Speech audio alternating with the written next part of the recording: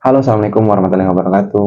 Bertemu lagi bersama saya Adi. Tentunya di video saya masih membahas seputar asam lambung, GERD, dan juga anxiety disorder. Nah, teman-teman, di video kali ini saya akan membahas hal-hal yang bisa membuat kalian itu susah sembuh ataupun sulit sembuh dari penyakit asam lambung, GERD, dan juga anxiety disorder ini. Nah, apa saja sih yang bisa membuat kalian itu susah sembuh? Teman-teman, simak terus videonya. Jangan di skip-skip. Bagi kalian yang baru melihat channel ini, silahkan like dan subscribe video ini teman-teman, agar kalian nanti tahu notifikasinya ketika saya mengupload video-video terbaru. Nah, untuk yang pertama teman-teman, kita itu sering sekali mendiagnosa diri kita sendiri. Saya pribadi teman-teman, dulu ketika mengalami penyakit asam lambung ini, ketika saya mengalami sensasi ataupun mengalami gejala, saya itu sering sekali searching di Google. Misalnya saya itu sedang mengalami yang namanya jantung berdebar.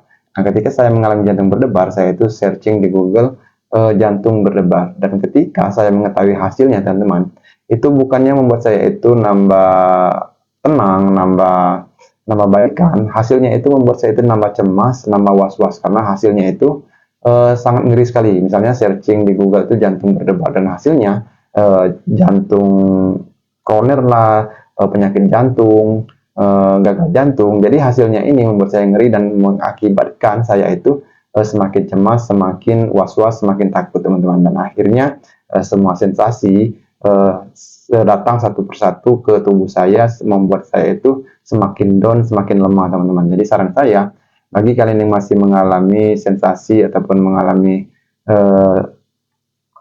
sering sekali searching di Google, silakan stop agar kalian lebih mudah untuk sembuh dari penyakit asam lambung ini teman-teman. Nah, terus yang kedua teman-teman, sering sekali kita itu bagi penderita asam lambung sering sekali menyamakan sensasi yang dia rasakan dengan sensasi orang lain. Ketika kita menanyakan kepada orang, menyamakan dengan orang lain teman-teman, ketika apa yang kita tanyakan itu orang lain mengalaminya, kita itu merasa baik dan merasa tenang. Nah, tetapi ketika apa yang kita alami tidak ada pada orang tersebut, maka jantung kita ataupun rasa cemas kita itu semakin was-was, semakin takut, semakin cemas. Misalnya teman-teman, ketika kalian mengalami benjolan di leher. Nah, ketika kalian mengalami benjolan di leher, itu kalian tanyakan ke orang lain yang mengalami penyakit asam lambung juga. Nah, ketika kalian tanyakan, dia tidak mengalami benjolan di leher. Nah, maka kalian itu semakin was-was, semakin takut dengan benjolan kalian, karena kalian menganggap benjolan tersebut merupakan suatu penyakit berat, atau misalnya kanker, misalnya apalagi ya, tumor dan sebagainya. Jadi ketika apa yang kalian rasakan ataupun apa yang kalian alami, kalian tanyakan ke seseorang dan dia tidak mengalaminya, maka kalian itu semakin cemas, semakin takut teman-teman. Jadi saran saya teman-teman, ketika kalian mengalami sensasi ataupun gejala-gejala dari penyakit asam lambung ini, jangan kalian sama-samakan dengan orang lain, agar kalian itu lebih tenang, lebih rileks ketika kalian mengalami sensasi itu. Kalian harus bisa mengatasinya itu, bahwa apa yang saya rasakan ini mungkin suatu sensasi dari penyakit asam lambung, nanti akan hilang dengan sendirinya. Nah, ketika kalian merasakan ataupun memegang prinsip seperti ini, maka kalian akan lebih tenang, lebih bisa mengontrol emosi kalian, lebih bisa mengontrol rasa takut kalian, dan kalian akan lebih mudah untuk sembuh dari penyakit asam lambung ini. Nah, terus yang ketiga teman-teman, kalian itu sering sekali mencari pengobatan secara instan. Misalnya minum obat tertentu atau mencari obat tertentu, penyakit kalian itu bisa sembuh. Nah, sering sekali saya juga dulu pernah mengalami teman-teman, karena penyakit asam lambung ini teman-teman, saya dulu ketika mengalami sensasi, misalnya kejengan, apa sih obatnya, apa sih, bagaimana cara menanganinya. Nah, kalian itu maunya sembuh secara langsung teman-teman, mau sembuh seketika sekarang juga teman-teman.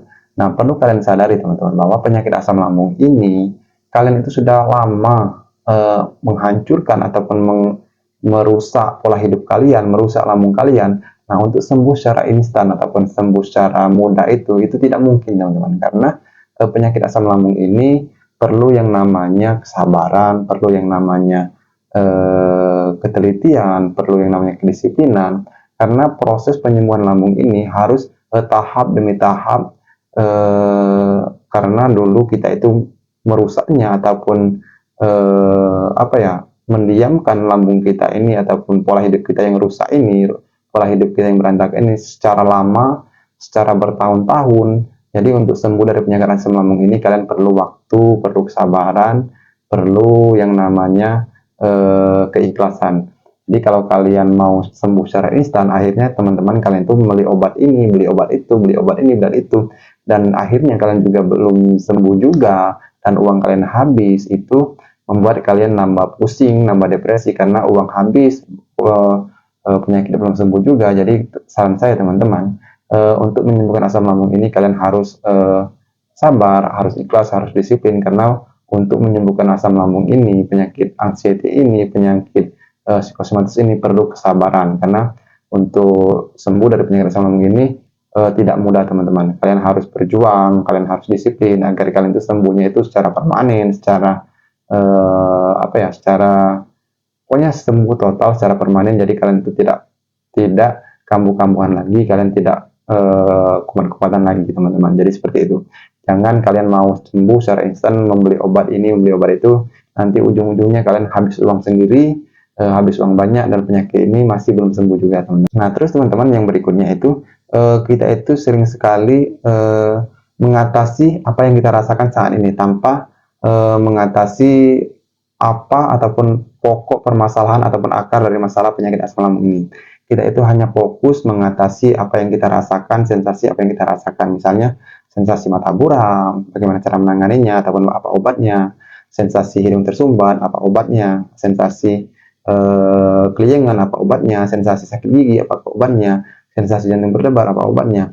Kalian lupa bahwa kalian itu menderita penyakit asam lambung, bahwa kalian itu mengalami penyakit yang namanya kecemasan.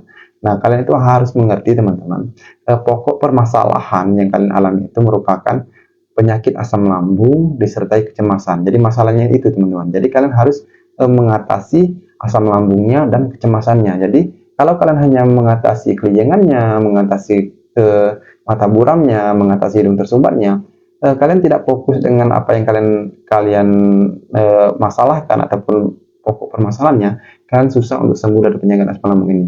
Semua yang kita rasakan, sensasi yang kita rasakan itu berasal dari dua sumber ini teman-teman, asam lambung dan kecemasan, lambung dan pikiran, lambung dan otak. Jadi kalau kalian harus mengerti benar, mengerti betul bahwa kalian itu harus menyembuhkan lambung dan juga kecemasannya ataupun lambung dan juga otaknya. Jadi kalian itu harus pandai-pandai, jangan kalian itu sibuk dengan semua sensasi yang kalian rasakan. Jangan kalian sibuk dengan sensasi yang kalian apa ya, yang bertubi-tubi menyerang kalian. Memang tidak enak teman-teman apa yang kita rasakan itu, tetapi fokus kalian itu bukan itu.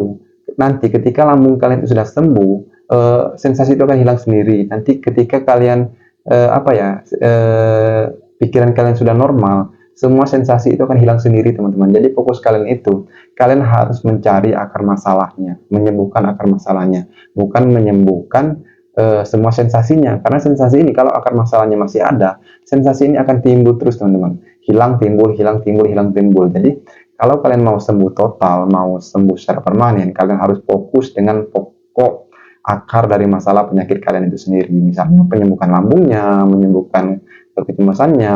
Nah, untuk menyembuhkan lambung sudah saya sering saya sharing teman-teman. Untuk menyembuhkan lambung ini, jaga pola makan, jaga pantangannya, terus lagi atur jam makannya. Nah, ketika lambung kalian ini sudah sembuh dalam waktu sebulan 2 bulan, kalau kalian pandai mengatur pola makan ini, jam makan ini, 50% ataupun 60% itu sensasi kalian akan hilang.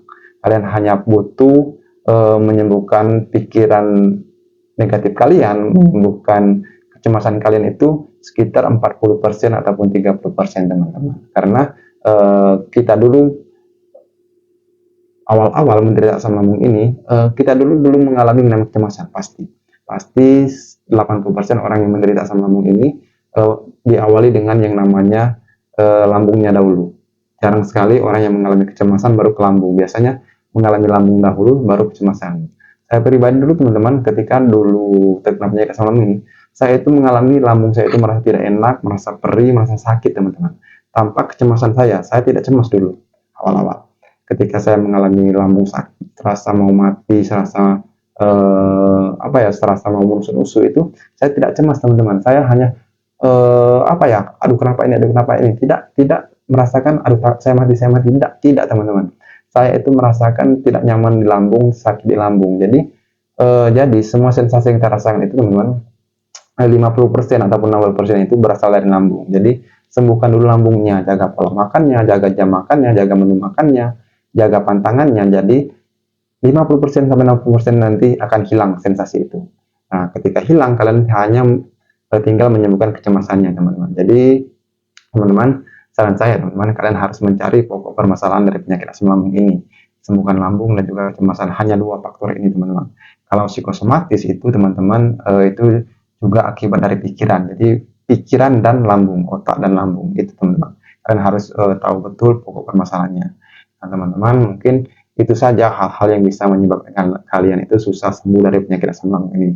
Mudah-mudahan di video kali ini teman-teman kalian mengerti, kalian bisa paham apa yang saya sampaikan, dan juga ini bisa membantu kalian untuk sembuh dari penyakit asam lambung ini. Sensasi-sensasi ini teman-teman akan hilang dengan sendirinya kalau kalian fokus menyembuhkan akar permasalahannya. Itu saja teman-teman. Nah, mungkin teman-teman saya katakan di video ini, saya juga dulu seperti kalian dulu itu ke sensasi bukan ke